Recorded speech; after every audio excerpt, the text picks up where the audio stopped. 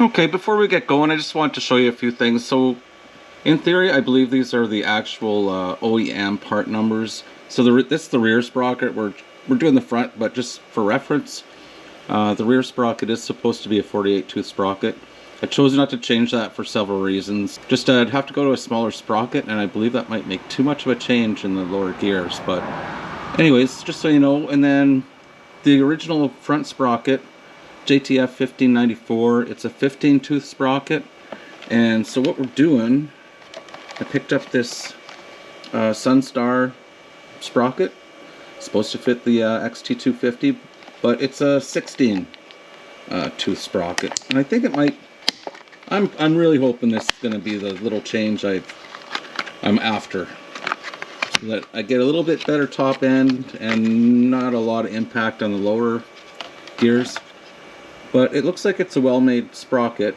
Sunstar, if anyone's heard of them, I think they're known in the industry, so let's put this baby on. Oh, and before I forget, this Sunstar one that's for the XT250, the 16 tooth one, that's the part number 23516. Okay, so the first thing we need to do is take off the sprocket cover. There's 3 bolts that hold that on.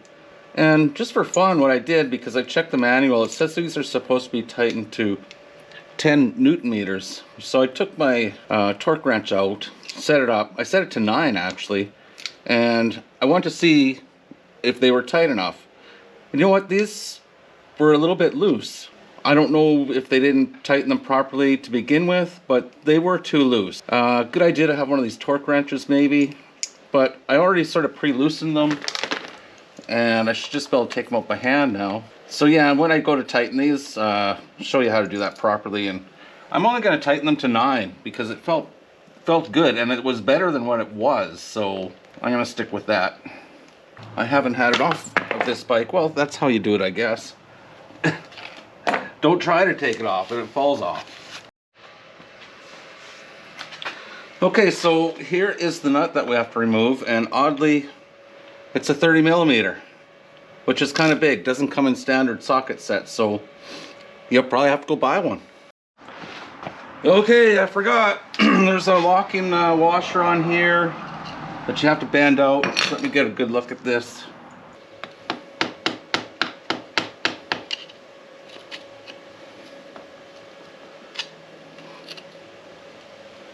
Actually, that should work. There.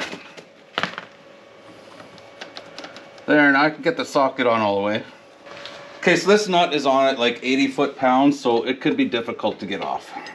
I have the bike off the ground a little bit, so I have to lower that down, get the full weight on the bike, and then we can get the full brakes going. All right, round 2, I have all the weight on the bike. Rear brakes have been applied. So, there we go. That's all it took, just a little extra. Okay, so the bike, I did have it on the stand a little bit, so I had to lower it down, then have my helper put on that rear brake really well, and then it broke free.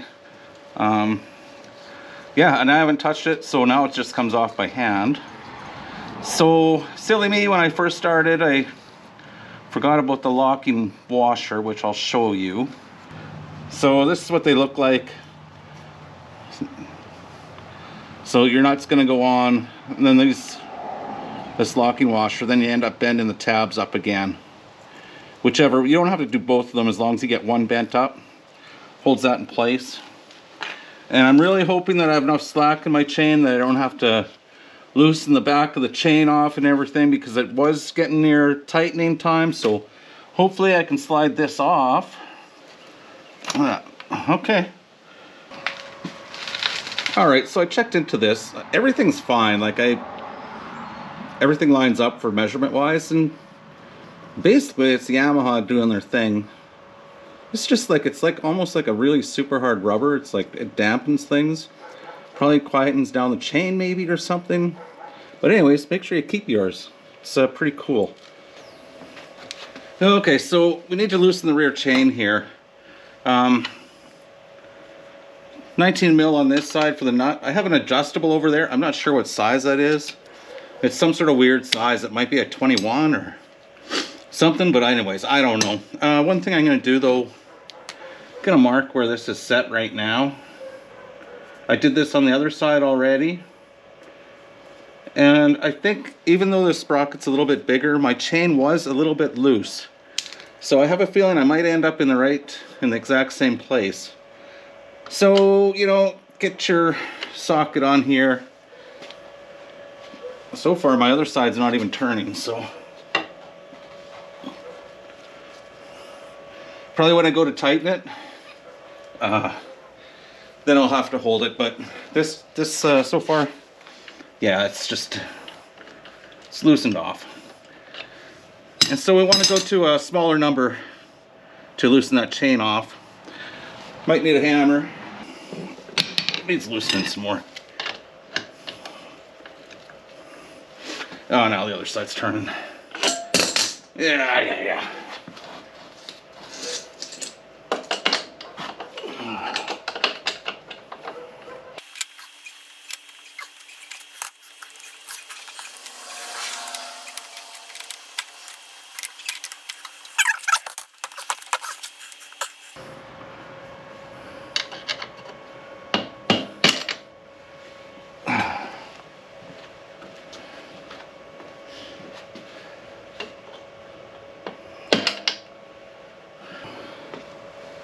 Tightened up again, didn't you?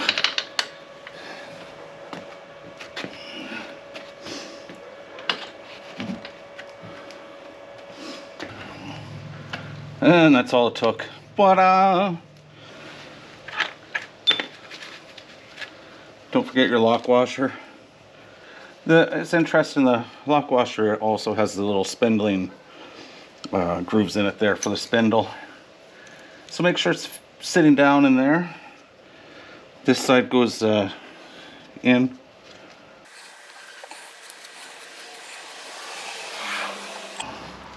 Don't really have to worry about making that too tight at this moment. We will come back to it.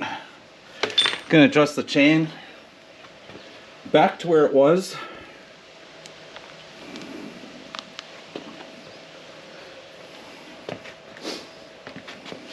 I did a whole video on how to do this, like, you know, a little more scientific.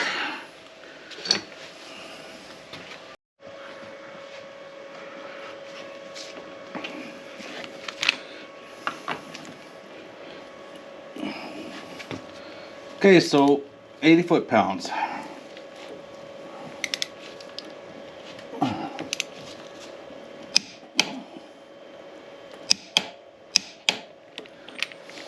There we go. Okay, so remember the washers, or the little locking mechanism on the washers? So you have to go in now, bend those into place. As I said, if one lines up, you're doing good. And that one's gonna line up right on the nut, nice. And I might just tap it flat. The other one, if it's in the right position, I might be able to do that one too. Where are you? Yeah, no, that one's not lined up right, but we got the one on. That's really all you need. Yeah, so I'm just going to take it for a little test drive. Not going to video any of that. Then I'm going to come back, go over everything, and then we'll do some speed tests. Oh, what the heck. Before I go, I might as well put this on. This is not coming off again anytime soon. Let's get this, see if I can get this to fit in.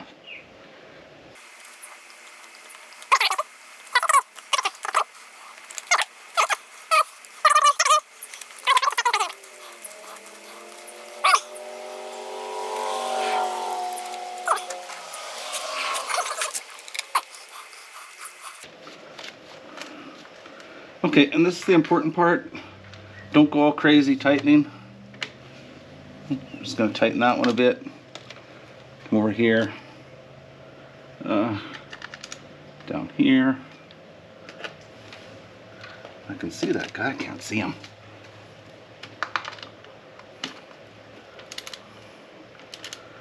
So he's kind of snug. Snug. Snug. Oh, and that one already hit.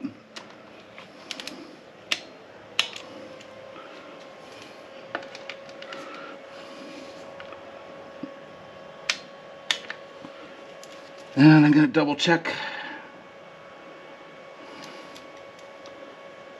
Yep. So yeah, these all feel good. As I said, it doesn't take much. But, you know, in a few days I'll check them.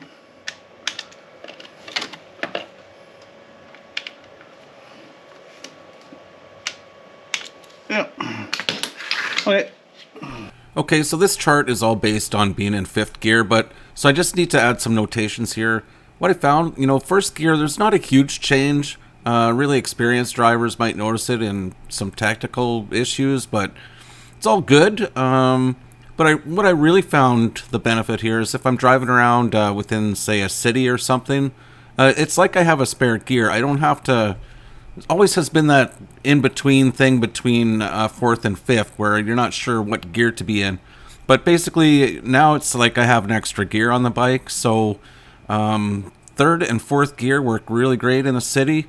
And then, you know, so let's get into this chart here. So the 5th gear, I did all this testing. 60 kilometers an hour is pretty slow for 5th gear, but you can do it as long as you're not climbing a hill.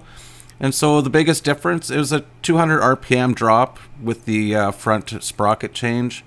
And at 80, 5,500 RPM with the 15 tooth, and then drop down to 5,200. A nice change at the 100 kilometer range, which is if you're in the States, that's like around 62 miles an hour, something like that. But anyways, almost a 500 RPM drop. And I like to, with the roads around here, I usually end up cruising at around, well, the speed limit on many of them is only 80. And so now I find I can nicely drive at 90. And the bike seems to be doing fine at 5,200 RPM. It doesn't sound like it's being abused anyway. Yeah, so I don't know. I'm pretty happy with the results. And so, might be something you might want to think about. Anyways, hope you enjoyed the video. Please like, subscribe, give me a thumbs up.